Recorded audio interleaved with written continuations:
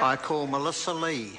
Thank you, Mr. Speaker, and I wholeheartedly and respectfully in total support of this bill and congratulate the Minister, Michael Woodhouse, for bringing this bill to this House for the first reading. So earlier this year, in July, I had the great pleasure of returning to my birth country with the Prime Minister and the Minister of Veterans Affairs, Michael Woodhouse, to attend the 60th commemoration of the Korean War.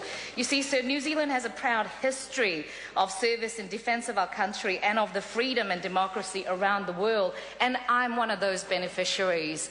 63 years ago, in 1950, on June 25th, at dawn, around 5 o'clock, North Korea invaded South Korea. And I do get a little bit emotional about this because it does affect my family.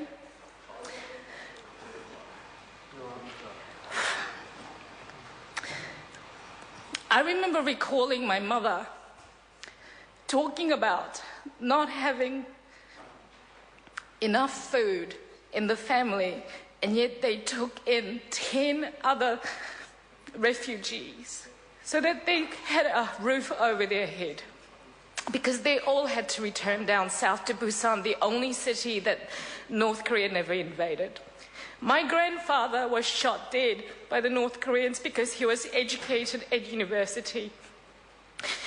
There were a lot of atrocities that actually happened, and I'm grateful for the advancement of South Korea, because without the veterans who actually went to the call of the UN, who actually asked for the veterans to come from around the world, I may not be standing here proudly as a Member of Parliament in this great country of ours in New Zealand.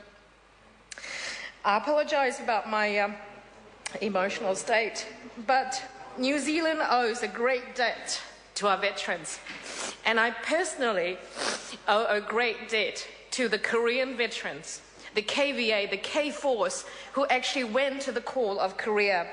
A total of 3,974 soldiers went to the call in Korea in 1950. New Zealand was one of the first countries that went to Korea.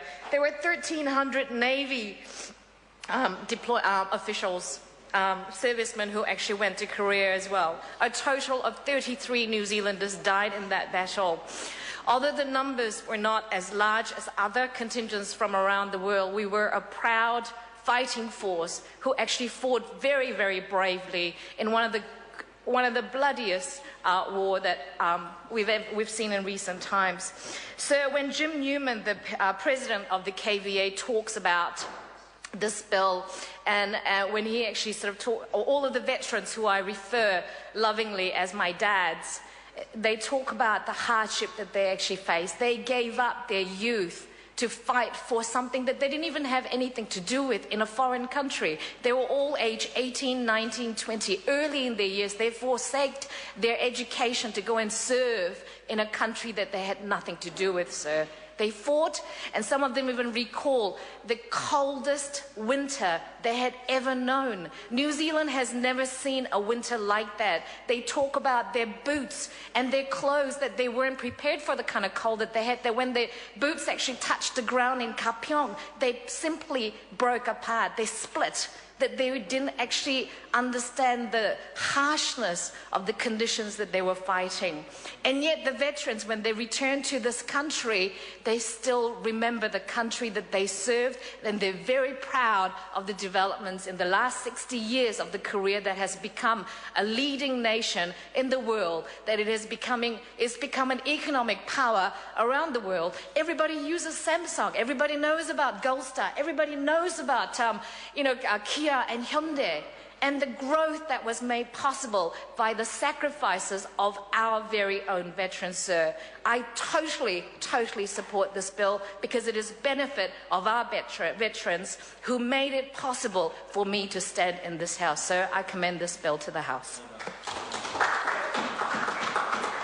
I call Andrew Williams.